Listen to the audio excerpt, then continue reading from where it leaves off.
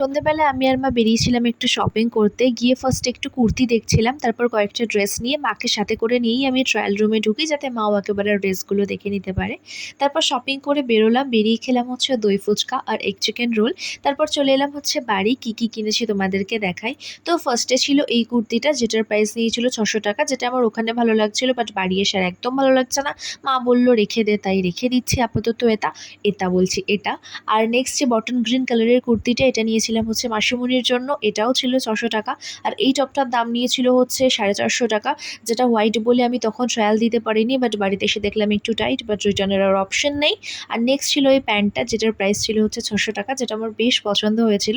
তো এই ছিল আজকের মোটামুটি শপিং। তারপর 9টা বেজে গিয়েছিল, আর দাঁড়ানোর মতন টাইম ছিল না। আর এই সিরামটা আমার মা 2-3 দিন দিয়ে জীবনে ইউজ করে না, তাই বললাম সো আমি তোমার মুখে ম্যাসাজ করে দিচ্ছি। তারপর দেখো রাত্রির 3:45টার সময় আমি চোরের মতন গেছি আইসক্রিম খেতে।